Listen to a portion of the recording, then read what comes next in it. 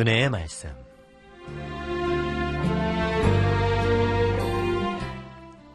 은혜의 말씀 매주 월요일 이 시간에는 진주 아브라함 교회 옥광석 목사님의 말씀으로 함께합니다. 은혜의 시간 되시기 바랍니다.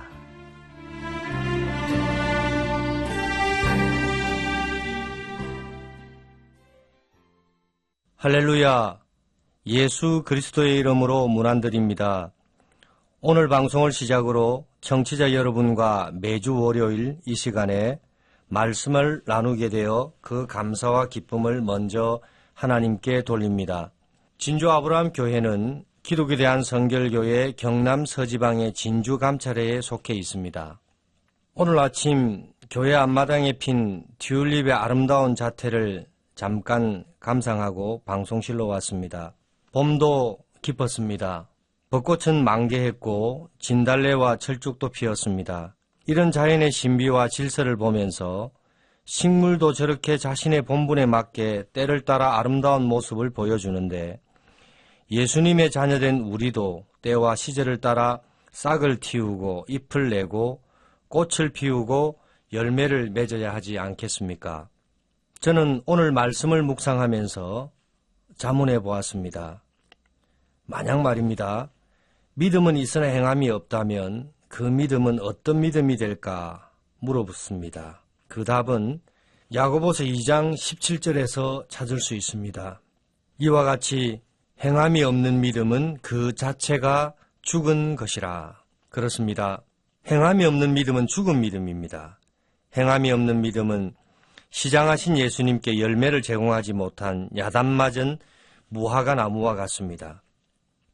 본문에서 예수님은 거짓 선지자들을 삼가라고 말씀하셨습니다. 그 이유는 거짓 선지자는 열매가 없는 사람들이기 때문입니다. 요즘 신천지, 안상홍 증인의 여호와의 증인 등 이단이 활발하게 믿는 자를 유혹하고 넘어뜨립니다. 마치 우는 사자와 같이 삼킬 자를 찾아다니고 있습니다. 믿음의 사람들을 미혹하는 이런 이단들의 공통점은 그 열매가 달지 않다는 점입니다. 가정이 파괴되고 사회 질서가 무너지고 사람이 사람을 신으로 믿는 허황된 사설에 매여 있습니다. 이들은 열매로서 그 정체를 이미 스스로 말하고 있습니다. 우리는 이단이라고, 우리가 보여주는 열매가 그 답이라고 스스로 말하고 있습니다. 청취자 여러분, 우리는 이들을 두려워할 필요가 없습니다. 정작 우리가 두려워해야 할 것은 예수님을 믿는 자녀로서 열매로 답하지 못할까에 대한 두려움만 가지면 됩니다. 이에 대한 경계심과 긴장감을 가지면 됩니다. 예수님께서 말씀하십니다. 그들의 열매로 그들을 알리라. 오늘 말씀의 핵심은 18절입니다. 좋은 나무가 나쁜 열매를 맺을 수 없고 못된 나무가 아름다운 열매를 맺을 수 없느니라. 이 말씀을 좀 더 풀어 설명하면 예수님의 복음 안에 사는 우리는 좋은 나무로, 예수님을 모르는 사람은 나쁜 나무로 비유했습니다. 즉 예수님의 자녀의 출신 성분은 좋은 나무이기에 반드시 좋은 열매를 맺어야 한다는 당위성과 당연성을 예수님께서 강조하신 겁니다. 반드시, 결코, 정령 그렇게 되어야 할 좋은 나무가 나쁜 열매를 맺히게 된다면 이는 충격이 아닐 수 없습니다. 이에 대한 예수님의 실망감은 이루 말할 수 없는 것입니다. 사람에게는 근본적으로 두 가지 죄의 굴레가 씌워졌습니다. 하나는 원죄입니다. 또 하나는 잡음의 죄입니다. 원죄는 예수님을 믿음으로 사라집니다. 그러나 생활 속에서 짓는 잡음의 죄는 예수님을 믿거나 말거나 사람이라면 누구나 지는 죄입니다. 그러나 생활 속에서 짓는 잡음의 죄는 예수님을 믿거나 말거나 사람이라면 누구에게나 존재합니다. 예수님께 일생을 바친 목회자도 교인들도 예외가 아닙니다. 그래서 예수님을 믿고 교회를 열심히 다니는 기독교인들도 예수님의 말씀대로 살지 못할 때가 많습니다. 하지만 저는 청취자 여러분에게 강조하고 싶습니다. 우리는 그래도 열매로 답해야 한다. 아무리 예수님의 말씀이 내 마음속에 감동으로 다가오고 내 마음의 변화를 유도한다 하여도 정작 내 실생활이 무절제하고 엉망이고 경건하지 못하다면 우리는 이미 불신자들에게 나쁜 열매로 답하게 되는 잘못을 범하게 됩니다. 청취자 여러분, 예수님은 오늘도 내일도 언제나 우리에게 좋은 열매를 기대하십니다. 기독교는 행위의 종교입니다. 만일 형제나 자매가 헐벗고 일용할 양식이 없는데 너희 중에 누구든지 그에게 이르되 평안히 가라, 덥게 하라, 배부르게 하라 하며 그 몸에 쓸 것을 주지 아니하면 무슨 이익이 있으리요.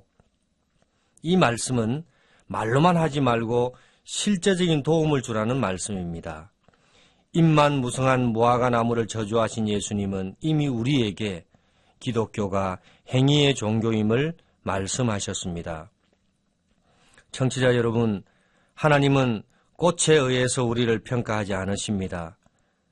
당신의 출생 신분, 지희 고하, 있고 없고, 배우고 못 배우고의 꽃과 관련된 것이 아니라 오직 나무가지에 달린 아름답고 달콤한 좋은 열매로 판단하시고 심판하십니다. 21절입니다.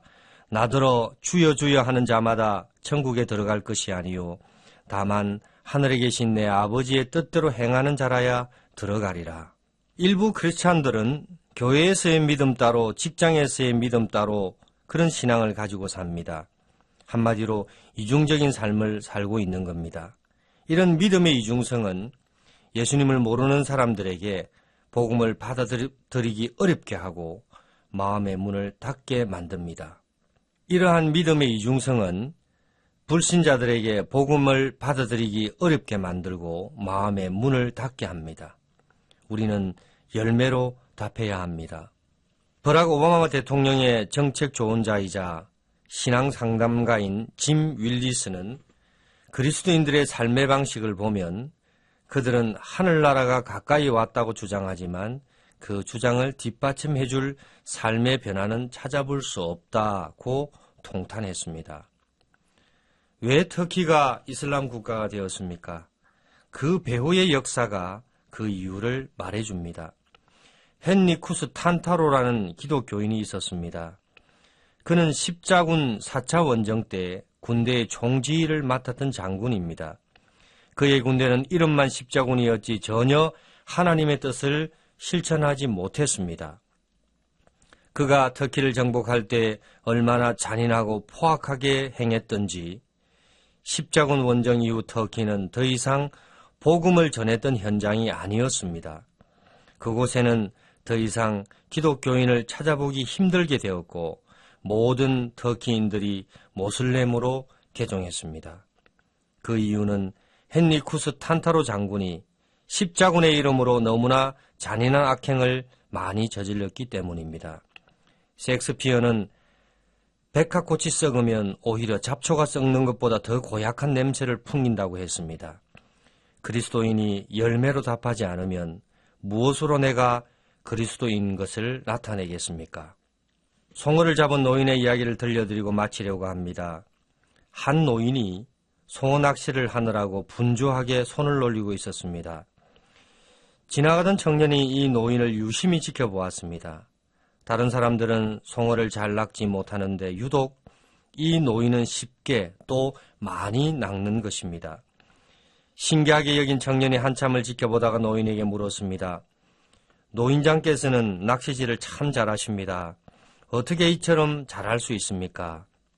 노인은 청년에게 말합니다. 청년, 송어 낚시를 하는 데는 4가지 비결이 있다네. 첫째, 한눈 팔지 말 것. 둘째, 미끼를 잘 사용할 것. 셋째, 인내를 가지고 기다릴 것. 넷째, 기회가 왔을 때 절대로 기회를 놓치지 말 것. 이 4가지가 비결이라네. 그런데 여기에 결정적으로 한 가지 더 추가할 것이 있다네. 그것은 내가 말한 대로 실천할 것. 하나님 말씀을 아무리 지식적으로 많이 안다 해도 실천하지 않으면 아무 소용없습니다. 예수님은 하늘에 계신 내 아버지의 뜻대로 행하는 자라야 천국에 들어가리라고 말씀하십니다. 이 점을 잊지 말아야 합니다. 청취자 여러분, 봄이 깊어갑니다. 열매로서 답할 준비를 우리 모두 합시다. 감사합니다. 예수 그리스도 안에서 한 주간 평안하십시오.